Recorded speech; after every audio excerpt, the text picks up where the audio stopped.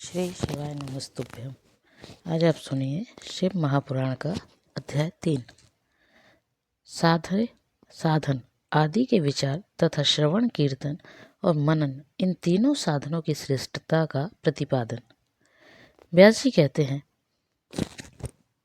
सूत जी का यह वचन सुनकर विषम महर्षि बोले, अब आप हमें वेदांत सार सर्वस्वरूप अद्भुत शिव पुराण की कथा सुनाइए।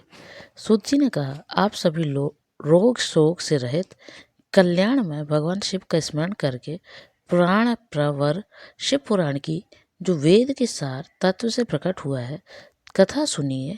शिव पुराण में भक्ति, ज्ञान और वैराग्य, इन तीनों का प्रीतिपूर्वक गान किया गया है और वेदांत विद्य सत्य वस्तु का विशेष रूप से वर्णन है। इस वर्तमान कल्प में जब सृष्टि कर्म का आरंभ हुआ था, उन दिनों 6 कुलों के महर्षि परस्पर वाद विवाद करते हुए कहने लगे, अमुक वस्तु सबसे उत्कृष्ट है और अमुक वस्तु नहीं है। उनके इस विवाद ने अत्यंत महान रूप धारण कर लिए। तब वे सब के सब अपनी शंका के समाधान के लिए सृष्टिकर्ता अविनाशी ब्रह्मा जी के पास गए और हाथ जोड़कर विनय भरी वाणी से बोले, प्रभु, आप संपूर्ण जगत के पालन पोषण करने वाले तथा समस्त कारणों के भी कारण हैं। हम यह जानना चाहते हैं कि संपूर्ण तत्वों में से परेतर पुराण पुरुष कौन है। ब्रह्मा जी ने कहा, जहाँ से मन सहित वाणी उन्हें ना पाकर लौट आती है तथा ब्रह्मा विष्णु रुद्र और इंद्र आदि से युक्ति यह संपूर्ण जगत समस्त भूतों एवं इंद्रियों के साथ पहले प्रकट हुआ है, वे ही ये देव महादेव सर्वज्ञ एवं संपूर्ण जगत के स्वामी हैं। ये ही सबसे उत्कृष्ट है। भक्ति से ही इनका साक्षात्कार होता है, दूसरे किसी उपाय से इनका दर्शन नहीं होता। रुद्र, हरि, हर तथा अन्य देवेश्वर सदा उत्तम भक्ति भाव से उनका दर्शन करना चाहते हैं। भगवान शिव से में भक्ति होने से मनुष्य संसार बंधन से मुक्त हो जाता है। देवता के कृपा प्रसाद से उनमें भक्ति होती है और भक्ति से देवता का कृपा प्रसाद प्राप्त होता है। ठीक उसी तरह जैसे अंकुर से बीज और बीज से अंकुर पैदा होता है, इसलिए तुम सब ब्रह्मर्षि भगवान शंकर का कृपा प्रसाद प्राप्त करने के लिए भूतल पर जाकर वहां सहस्त्रों वर्षों तक चालू रहने वाले एक विशाल यज्ञ का आयोजन करो।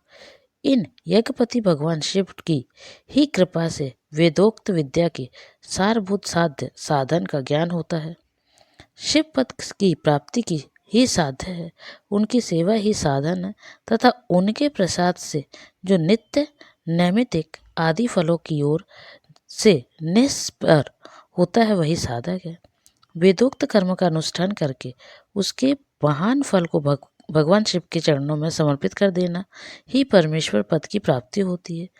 वही सालोक्य आदि के क्रम से प्राप्त होने वाली मुक्ति है। उन पुरुषों की भक्ति के अनुसार उन सबको उत्कृष्ट फल की प्राप्ति होती है। उस भक्ति के साधन अनेक प्रकार के हैं, जिनका प्रतिपादन साक्षात महेश्वर ने ही किया है। उनमें से सारभूत साधन को संक्षिप्त करके मैं बता रहा हूँ। कान से भगवान के नाम, गुण और लीलाओं का श्रवण, वाणी द्वारा उनका कीर्तन तथा मन द्वारा उनका मनन, इन तीनों को महान साधन कहा गया है। तात्पर्य यह है कि महेश्वर का श्रवण, कीर्तन और मनन करना चाहिए। यह श्रुति का वाक्य हम सब के लिए प्रमाणभूत है। इसी साधन से संपूर्ण मनोरथों की सिद्धि में लगे हुए आप लोग परम साध्य हो। लोग प्रत्यक्ष वस्तु को आँख से देखकर उसमें प्रवृत्त होते हैं, परंतु जिस वस्तु का कहीं भी प्रत्यक्ष प्रदर्शन नहीं होता, उसे श्रवणेन्द्रियां द्वारा जान सुनकर मनुष्य उसकी प्राप्ति के लिए चेष्टा करता है। अतः पहला साधन श्रवण ही है। उसके द्वारा गुरु के मुख से तत्व को सुनकर श्रेष्ठ बुद्धि वाला विद्वान पुरुष अन्य साधन कीर्तन एवं मनन से की सिद्धि करे। क्रमशः मनन प्रयत्न इस साधन की अच्छी तरह साधन कर लेने पर उसके द्वारा सालोक्य आदि के क्रम से धीरे धीरे भगवान शिव का संयोग प्राप्त होता है। पहले सारे अंगों के रोग नष्ट हो जाते हैं, फिर सब प्रकार का लौकिक आनंद विलीन हो जाता है।